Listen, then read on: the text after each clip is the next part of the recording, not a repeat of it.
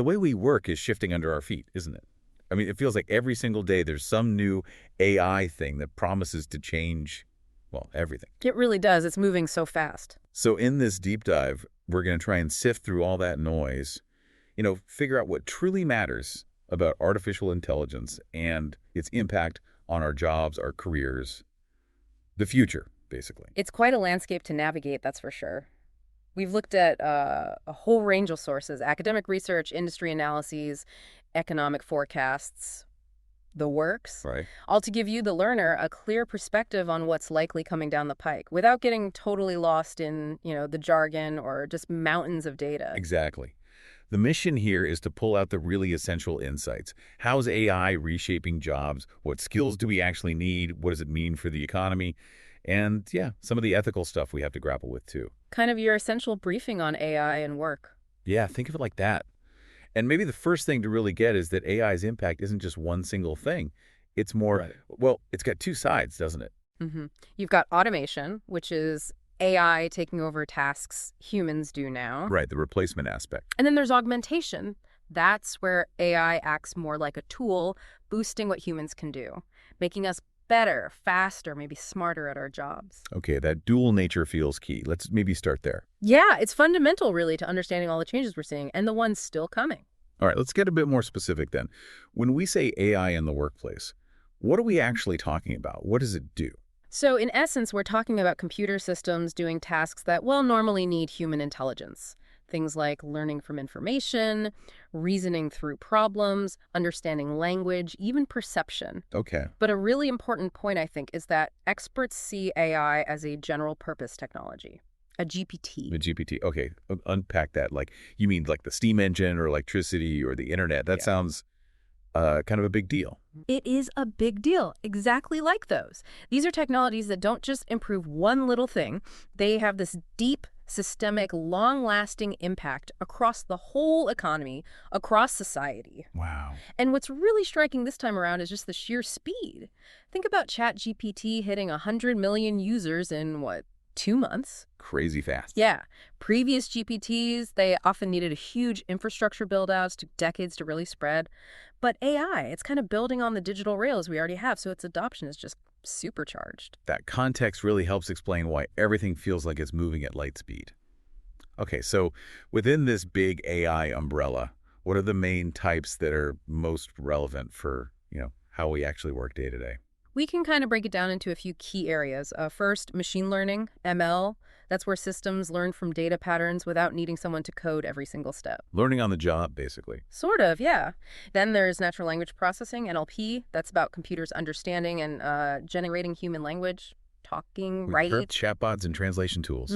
Exactly. And then the one everyone's talking about right now, generative AI or Gen AI. That's the AI that can create new stuff, text, images, code, music, original content. And we're already seeing these things popping up in the software we use every day, aren't we? Oh, absolutely. They're being woven into everything. Tools for analyzing data, helping us make decisions, automating boring tasks, handling customer chats, even helping draft emails or reports. It's not future stuff. It's happening right now. Okay, so we mentioned the two sides earlier, automation and augmentation. Let's dive a bit deeper there.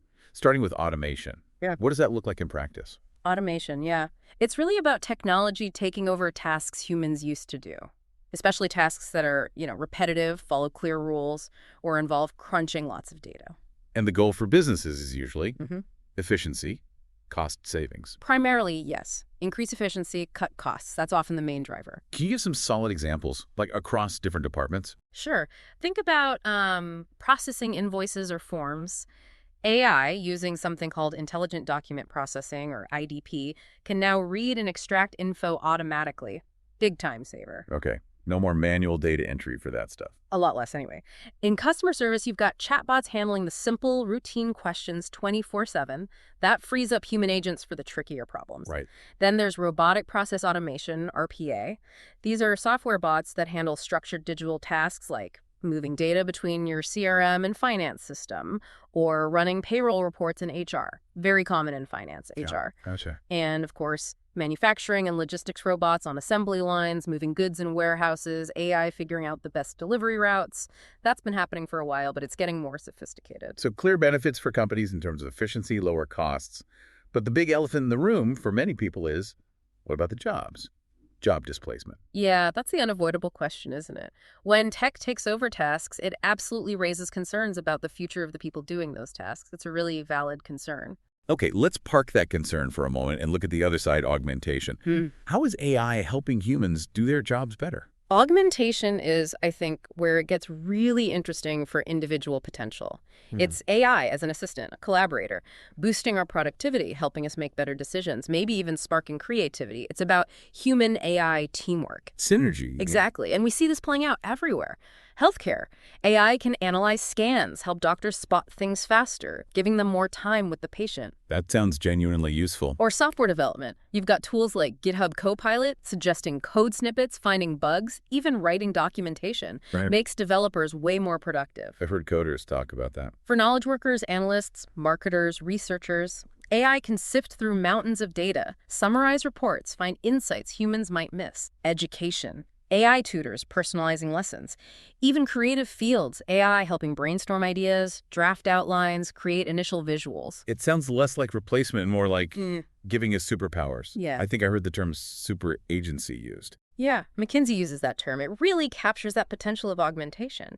The idea is AI acts like this incredible amplifier for our own skills, our creativity, our productivity. It could unlock a lot of value. But there's a but, isn't there? Well, the but is that it depends on how well we design the interaction. It's not just having the AI. It's about making it seamless, intuitive for humans and AI to work together. That human-AI collaboration model is crucial. Makes sense. It needs to fit into how we actually work. Okay, so behind all this automation and augmentation are these core AI technologies. We mentioned ML and NLP.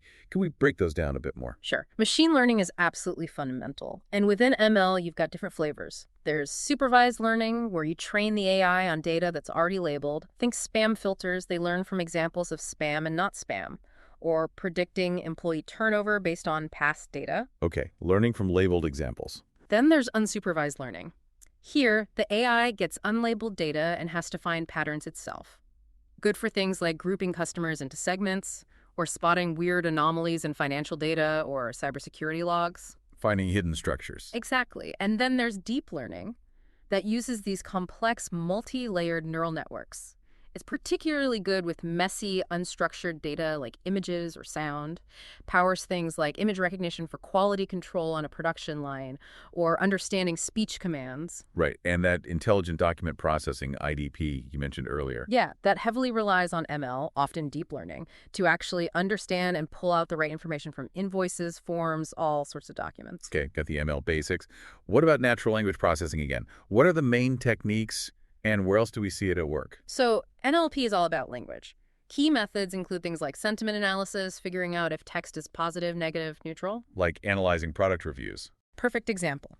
Also, named entity recognition, pulling out names, places, companies, text classification, sorting emails into folders, text summarization, creating short summaries of long documents, and of course, speech recognition, turning spoken words into text. Add applications. Oh, everywhere. Customer service chatbots, obviously. Email filtering, analyzing employee survey feedback, monitoring social media buzz, generating automated reports, those smart assistants on our phones and speakers, that's all NLP. Okay. And you mentioned something earlier that sounded next level. AI agents. What's the deal with those? Ah, yes. AI agents are kind of the next frontier, potentially. Think of them less as tools that respond and more as systems that can act autonomously to achieve a goal. Act. How so? They can execute complex, multi-step tasks across different software tools. They use those big foundation models and NLP to understand a request, plan the steps, interact with applications like email, calendars, databases, CRMs, maybe even ask a human for clarification if needed, and then learn from the outcome. Whoa. So like a digital assistant that can actually do complex things for you. Pretty much. Key tech behind this includes things like vector databases, which help them understand the meaning or semantics of information, and semantic layers that translate general requests into specific actions on data systems. And the potential. Huge. Automating really complex workflows, managing intricate supply chains, handling sophisticated customer service resolutions, coordinating R&D projects. It's a shift towards AI taking directed action in the digital world, not just processing information. That sounds genuinely transformative.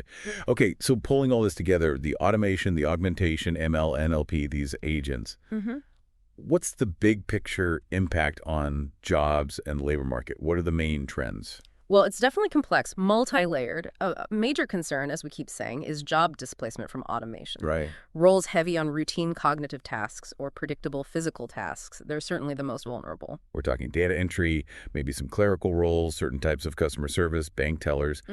Exactly. Those kinds of roles consistently pop up in reports from places like the World Economic Forum or the U.S. Bureau of Labor Statistics as being at higher risk.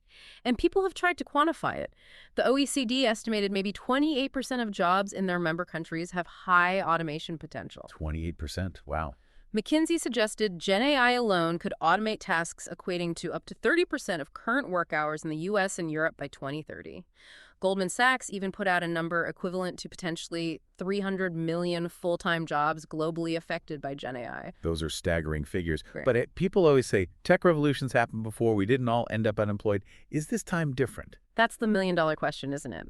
History does show economies adapt, new jobs get created, but AI is unique in its ability to automate non-routine cognitive tasks.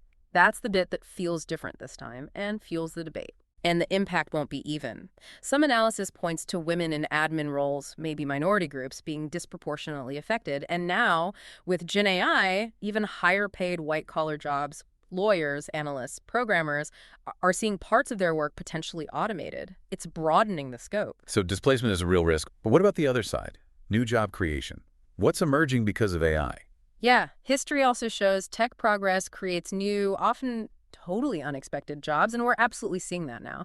Huge demand for AI specialists, machine learning engineers, data scientists, robotics The engineers. tech builders. Right, but also roles like AI ethics specialists, AI trainers, people who guide and manage the AI, and for now anyway, prompt engineers, though whether that stays a specific job title long-term is debated, the skill might just become embedded. And are there forecasts for how many new jobs might be created? Is it enough to offset the losses? Well, the WEF actually projected a net positive impact on jobs in their 2023 report, driven by growth in AML roles, sustainability, business intelligence. McKinsey estimates AI could help create maybe 20 to 50 million new jobs globally by 2030. So potentially more jobs created than lost overall. Potentially. But it's not just about the numbers. These new jobs are often in different fields requiring different skills, and they're popping up across many industries, not just tech. Okay, so it's not a simple one-for-one swap.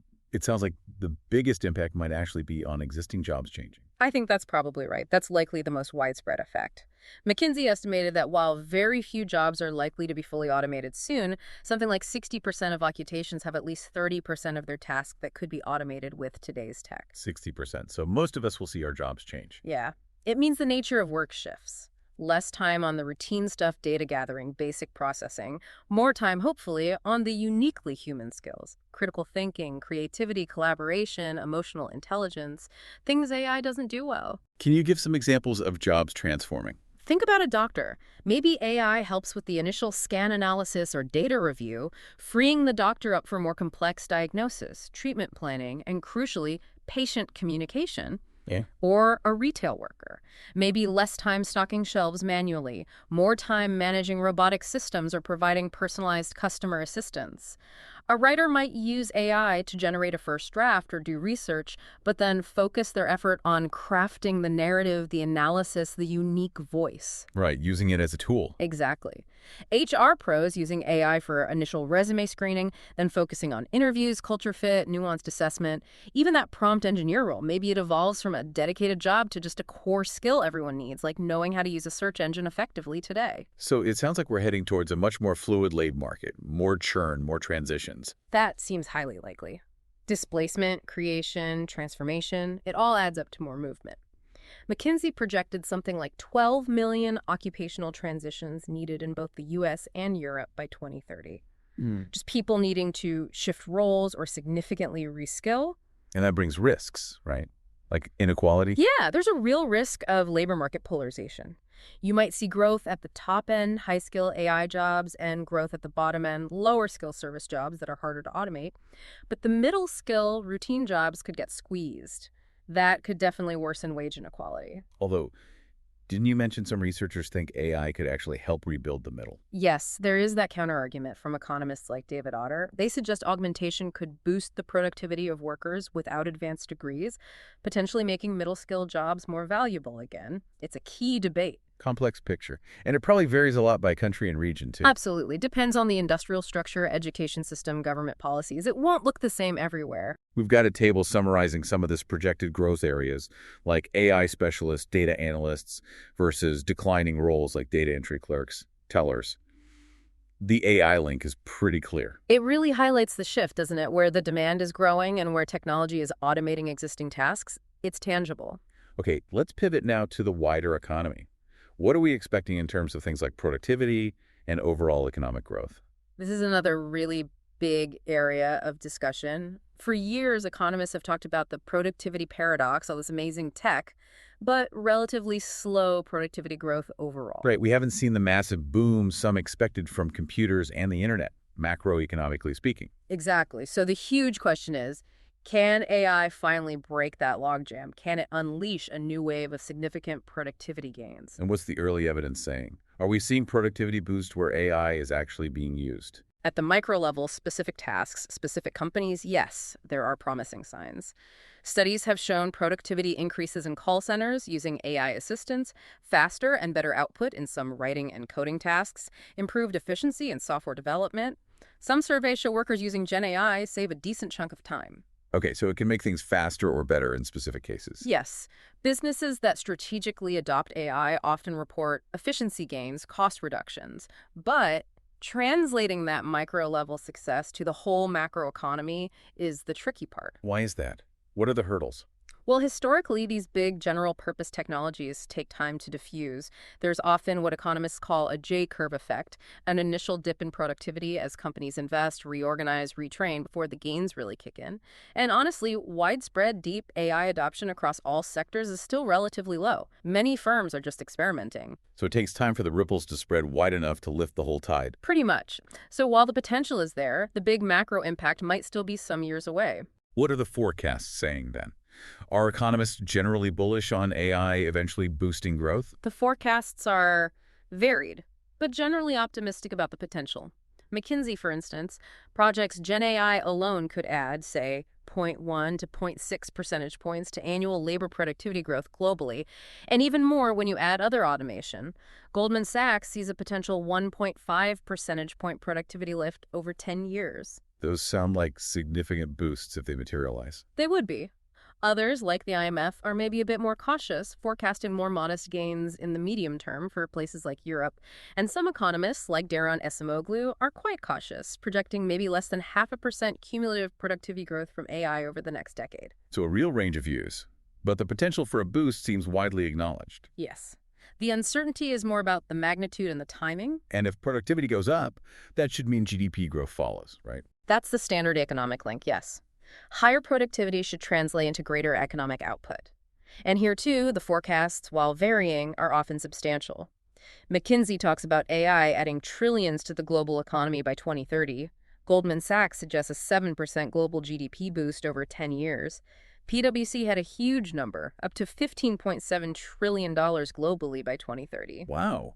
So even with the uncertainty, AI could be a major engine for future economic growth. It certainly has that potential, yes. Now let's tackle another major economic concern: income inequality and wages. How is AI expected to play out there? This is arguably one of the biggest worries. Past waves of automation often widen the gap between high-skill and low-skill workers and between wages and profits. The question is, will AI do the same or maybe something different? What are the arguments for AI making inequality worse? Several lines of reasoning. One is the skill-biased technical change argument. AI complements high-skill workers, making them more productive and valuable, thus increasing their wages relative to others. Okay, the rich get richer, skill-wise. Sort of. Another is the capital bias. AI deployment often requires big investments. The productivity gains might flow more to the owners of capital shareholders than to labor, widening wealth inequality. Right, returns to capital versus returns to labor. And then there's a gap between firms. Companies that adopt AI effectively might pull way ahead of competitors, leading to more inequality between firms, which can translate to wage gaps too. Same for countries, early adopters versus laggards. Okay, those are strong arguments for increased inequality. But are there any counter-arguments? Could AI maybe reduce inequality or have weird effects? There are some possibilities. Because Gen AI can automate some cognitive tasks done by high paid professionals, it might actually put downward pressure on some top end wages, potentially compressing the wage distribution a bit. Interesting. So automating lawyers might affect inequality differently than automating factory workers. Potentially. Also, some studies suggest AI tools can give the biggest productivity boost to lower skilled or less experienced workers in certain roles, helping them catch up. That could narrow gaps within occupations. And as we mentioned, that idea of AI maybe rebuilding some middle skilled jobs through augmentation. So it's definitely not a simple, clear-cut picture. What's the general consensus, if there is one, among economists? Well, organizations like the IMF tend to conclude that, on balance, AI is likely to exacerbate overall inequality, especially wealth inequality. That complementarity with high income tasks and the boost to capital returns seem to be strong forces. Some NBER research has linked AI investment directly to higher income shares for the top 10%. Okay. And the fact that companies often target high wage tasks for automation because that's where the cost savings are biggest also tends to push returns towards capital. That brings us neatly to the labor share versus capital share discussion. Can you quickly recap what that means and how AI fits in? Sure, it's about how the total income generated in an economy is split. Labor share is what goes to workers as wages and benefits. Capital share is what goes to owners of capital profits, interest, rent. Okay. Historically, automation tends to decrease the labor share because machines replace human work. Capital gets a bigger slice of the pie. And AI is expected to continue that trend. Yes, and maybe accelerate it precisely because it can automate more cognitive tasks, which were previously the domain of relatively well-paid labor. So the returns shift further towards capital, the owners of the AI systems. Is there anything that pushes back against that? The main counteracting force is the creation of entirely new tasks that only humans can do, or where humans work with AI. If enough valuable new tasks are created, it could offset the decline in labor share from automation. The balance between automation and new task creation is absolutely critical. And there's a risk if the automation isn't even that good. Exactly. There's concern about what Esimoglu and others call socio-automation AI that displaces workers but doesn't deliver huge productivity gains or create many new tasks. That's kind of the worst outcome for the labor share. It just shifts income to capital without much overall benefit. Right. We have another table summarizing these economic forecasts, GDP, productivity, inequality effects. It really shows the spread of opinions and the assumptions behind them. It does. You see the range, and it really underscores that the way we develop and deploy AI and the policies we put in place alongside it will heavily influence these economic outcomes. It's not predetermined. Okay, so profound impacts on jobs, the economy. This clearly means the skills we need are changing too. Let's shift focus to that. What does the future skill landscape look like? It's definitely shifting. We're seeing broadly less demand for routine manual skills and basic cognitive skills, the stuff AI is good at automating, and rising demand for technical skills, higher level cognitive abilities, and crucially, social and emotional skills. Let's break that down. Technical skills first. What specifically are we talking about? Well, obviously, core AI and machine learning expertise itself, building, training, deploying these systems, but also the supporting tech, cloud computing, cybersecurity, data governance, software engineering skills remain vital. And that ability to interact effectively with AI prompt engineering as a skill set is important right now. So the builders and the skilled users of the tech. What about the higher level thinking skills? These become even more valuable when AI handles the routine analysis. We're talking critical thinking, analytical reasoning, really interrogating information, not just accepting the AI's output. Complex problem solving for novel situations AI hasn't seen. Creativity and innovation, coming up with new ideas, strategic thinking, good judgment. The stuff that's hard to automate. Exactly. Though there's a slight caution here about cognitive offloading. We need to make sure we don't get lazy and let the AI do all the thinking. We still need to exercise these mental muscles. Good point. Don't want to lose the ability. Now, what about the soft skills or socio-emotional skills? Why are they becoming more important? Because as AI takes over more analytical tasks, the human-centric skills become the key differentiators. Things like communication, building relationships, collaboration, leadership, influencing others, empathy, emotional intelligence, genuinely understanding and responding to people, not just simulating it like AI might. Adaptability, resilience in the face of all this change. Makes sense. These are things AI, at least currently, doesn't do well. Right? And research shows things like high emotional intelligence actually improve team performance and help navigate the ethical complexities of using AI responsibly. They're becoming core professional skills. So it's not enough just to be good at your core job function anymore. You also need a basic understanding of AI itself, like AI literacy. I think so, yeah. A foundational AI literacy is becoming essential, just like basic digital literacy became essential a generation ago. What does that involve? Understanding the basic concepts, what AI can and can't do, knowing its limitations, being able to interact with AI tools, effectively asking the right questions, giving clear instructions, being aware of potential ethical issues like bias, and being able to critically evaluate the AI's output. Does this make sense? Is it reliable? So being an informed user and collaborator, not just a passive recipient. Exactly. It's about leveraging AI safely and effectively. Okay, so there's clearly a huge need for these new skills and presumably a gap between the skills people have now and what's needed. How do we bridge that gap? Reskilling, upskilling. That's the massive challenge. There's a significant AI skills gap, and it's a barrier to adoption. We need a huge effort in reskilling and upskilling. The WEF estimated something like 6 out of 10 workers will need retraining by 2027. McKinsey talks about needing to retrain or replace maybe over 25% of the workforce due to AI and automation shifts. Lifelong learning isn't just a buzzword anymore, it's a necessity. Well, so where does this training come from? Who's responsible? It has to be a multi-pronged approach. Educational institutions, schools, universities need to adapt curricula, incorporate AI concepts, data literacy, critical thinking across the board. Right. Companies have a huge role investing seriously in training their own workforce. Workshops, online courses, on-the-job learning tailored to their needs. We see companies like IBM, Intel, Amazon launching big skills initiatives. Okay. Online learning platforms Coursera, ADX, Udemy are crucial for providing accessible, flexible, specialized training.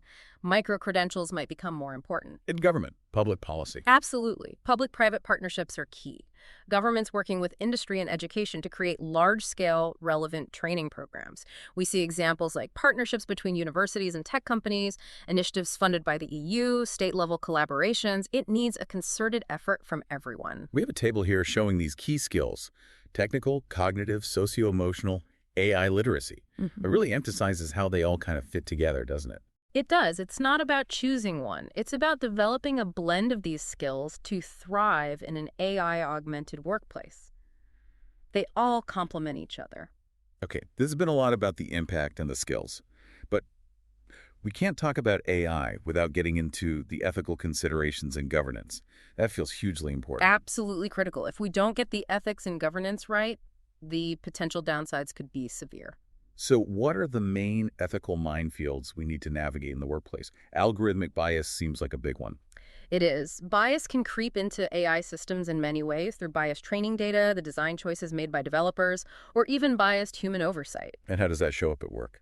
We've seen examples like hiring tools that discriminated against certain groups because they were trained on historical data reflecting past biases, Sure. or performance management systems that unfairly evaluate certain employees. The consequences are serious, reinforcing inequality, denying opportunities, legal risks, damage to reputation. So how do we fight that? It requires a conscious effort. Things like conducting bias audits on AI systems, using diverse and representative training data, building fairness metrics into the models, demanding transparency from vendors, ensuring meaningful human oversight, and engaging with principals from groups working on algorithmic justice.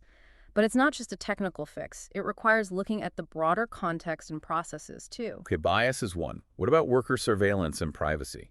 AI seems to enable a lot more monitoring. It definitely does. AI can track keystrokes, websites visited, email content, worker location, even attempt things like emotion recognition through cameras.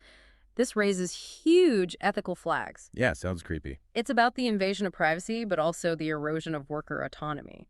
Algorithmic management, where AI directs tasks and paces work, can feel dehumanizing and lead to stress, burnout. So what's the counter? How do we protect workers? Transparency is key. Be clear about what data is collected and why. Getting proper consent, having clear policies, focusing monitoring on job-relevant performance, not minute-by-minute activity, giving workers access to their data, and again, strong human oversight is crucial. Another term we hear a lot is transparency and explainability, or XAI. Why is that important? Aren't some AI models just black boxes? Some complex models, especially deep learning, can be like black boxes. We know they work, but it's hard to understand why they made a specific decision. Explainability, XAI, is about developing techniques to shed light on that inner working. And why do we need that light? Several reasons. To build trust, people are more likely to accept AI decisions if they understand the reasoning.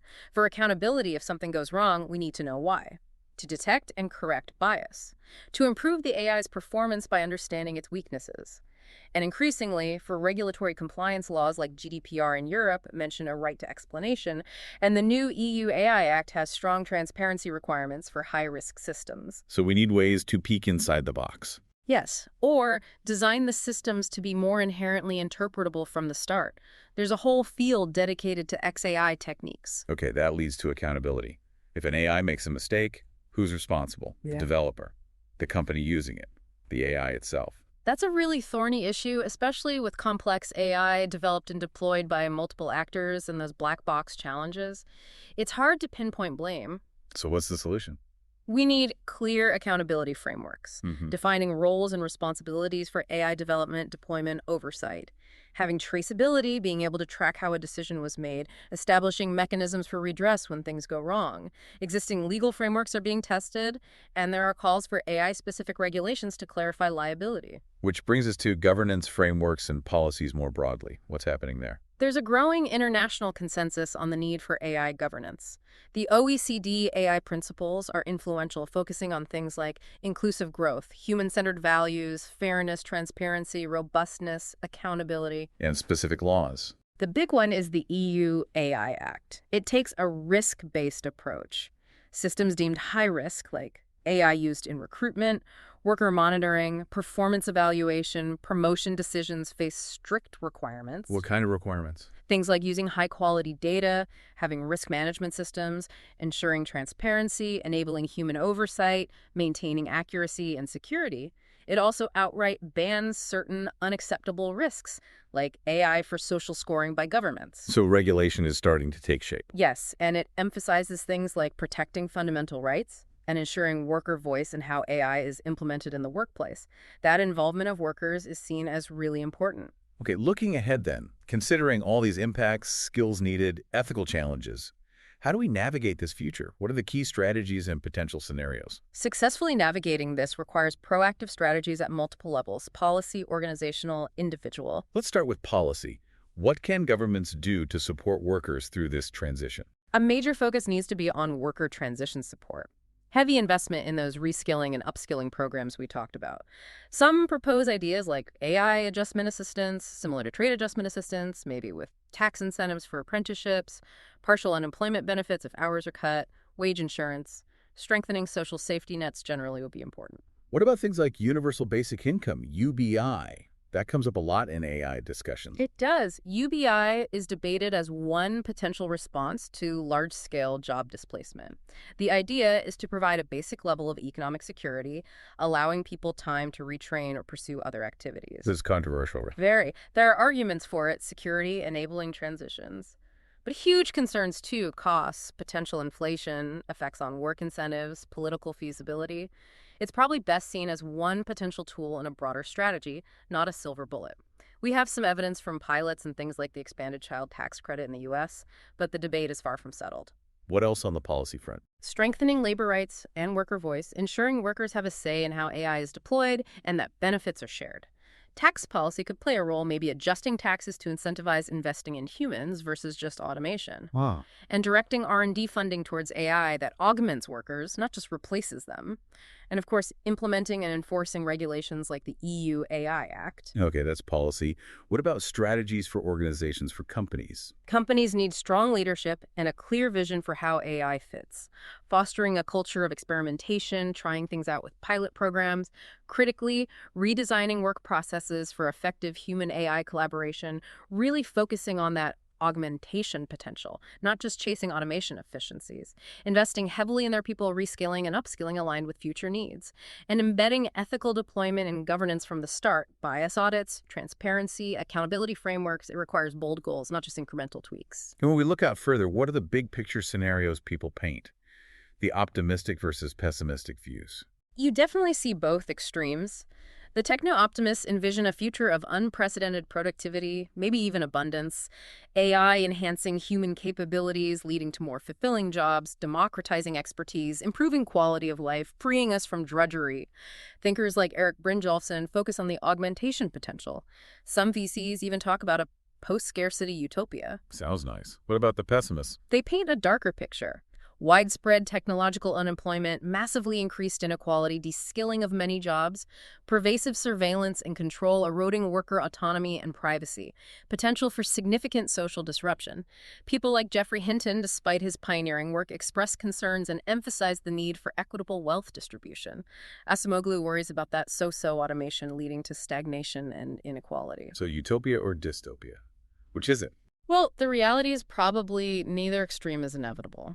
The outcome really hinges on the choices we make now. The current evidence points to both huge potential benefits and very real risks. The prudent path seems to be a balanced one, pursuing innovation while actively managing the downsides, being adaptive, prioritizing ethical considerations, and ensuring the transition is inclusive. Building resilient systems, both technical and social, is key. Okay, so to try and wrap this all up, if you had to boil down the most crucial takeaways from this deep dive on AI and the future of work, what would they be? I'd say these are the key points. 1, AI is truly transformative with that dual nature of automation and augmentation. 2, massive change in the nature of work is certain, even if the exact net effect on total job numbers is still debated. 3, AI offers potential for significant economic growth, but also carries serious risks of worsening inequality that we must address proactively. 4, adapting requires a new blend of skills: technical, cognitive, social-emotional, and basic AI literacy. Lifelong learning is paramount. And 5, ethical considerations and robust governance aren't optional extras. They are essential to ensure AI benefits society broadly and fairly. It really feels like we're standing at a crossroads, doesn't it? The future isn't written yet. Exactly. The way AI reshapes our world, especially the world of work, depends critically on the decisions we make as individuals, organizations, and societies starting today. And maybe that's the final thought for you, the learner, to chew on. What role will you play in shaping this future alongside AI? Which skills, which ethical considerations really resonated with you from our discussion today? And what other questions does this whole exploration spark for you? We really encourage you to keep digging, keep learning about this incredibly important topic,